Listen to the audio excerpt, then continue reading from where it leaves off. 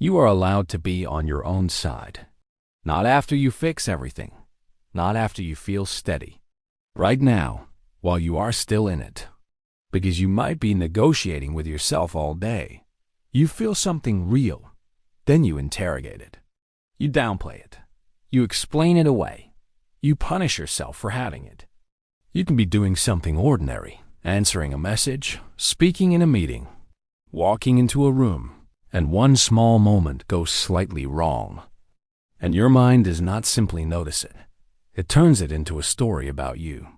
That is the part people do not see. They see you functioning. They do not see the private argument you keep carrying around. If you felt the urge to argue with that, notice it. Notice how quickly you protect the voice that is hardest on you. Notice how familiar it feels to doubt yourself, even when what you feel makes sense. You are allowed to be on your own side. Most people did not choose this on purpose. It usually started as a strategy. Maybe you grew up around criticism or unpredictable reactions. Maybe being easy felt safer than being honest. Maybe you were praised for being strong, which really meant you never needed anything. So you learned a rule that sounded responsible. Stay hard on yourself, and you will stay acceptable. Catch your mistakes early, and nobody else gets to. Push yourself harder, and you will be safe. That is why the inner critic can sound like it knows what it is doing. It speaks with certainty. It acts like pressure is proof that you care.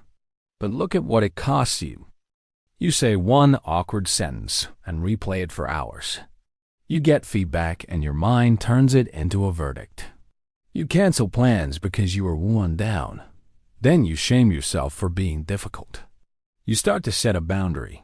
Then you talk yourself out of it, line by line, until you feel unreasonable for wanting it. That is not growth. That is survival energy pointed inward. Being on your side does not mean pretending you are fine. It means you stop abandoning yourself while you face what is real.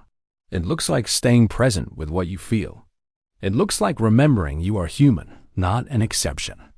It looks like responding with care instead of contempt. Same honesty. Different tone. Because the tone is the whole problem. You are honest with yourself. You already see what went wrong. You already notice your patterns. The thing that makes it unbearable is the way you talk to yourself while you notice. So being on your side sounds like this. I can admit I was wrong without humiliating myself.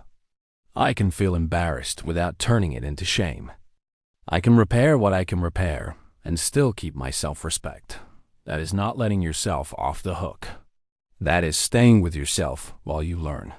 If being on your side feels unfamiliar, there is a reason.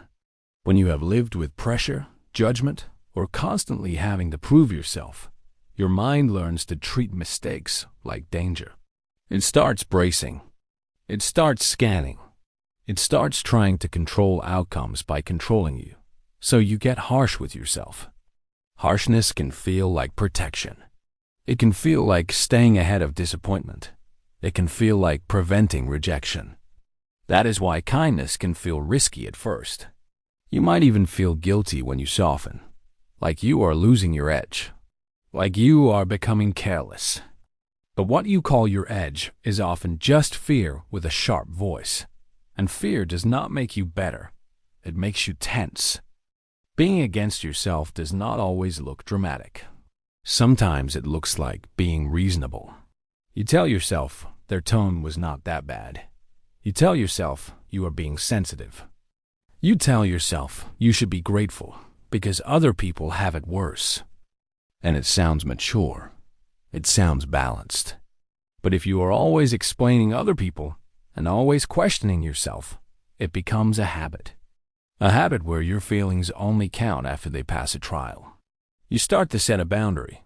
Then you keep explaining it until you no longer believe you are allowed to have it. You need comfort.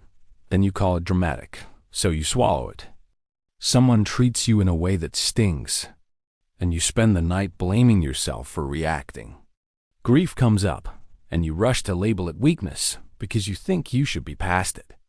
You do something brave, and you cannot let it matter. You call it nothing. you move the finish line.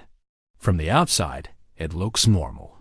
Inside, it is still leading yourself. Taking your side starts at the exact moment your tone changes. It is usually one sentence.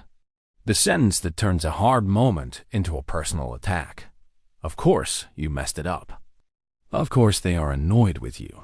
Of course, you ruined everything. When you notice that sentence, you have a choice. Not a heroic choice. A small one. You stay close to yourself. This is hard, and I'm still with me. I can learn from this without being cruel. I can be honest without destroying my own confidence. Those lines do not deny reality. They remove humiliation. They keep you here instead of dragging you into a punishment loop. And over time, that changes what you start to expect from life. You start to reflect without panic. You start to repair without self-hatred. You stop confusing growth with suffering. Here is what matters most. It is loyalty. When you struggle, you stay close. When you mess up, you stay honest. When you feel exposed, you do not abandon yourself. People worry that being on their side will make them selfish. Here is the truth. If you are afraid of being selfish, you are usually not the person who needs that warning. Most of you take blame fast. You bend first. You explain yourself too much. You keep trying to be fair in situations that are not fair.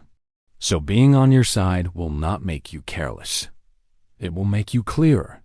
You are going to be with you for your whole life. So you might as well stop living like you are your own opponent. You are allowed to be on your own side.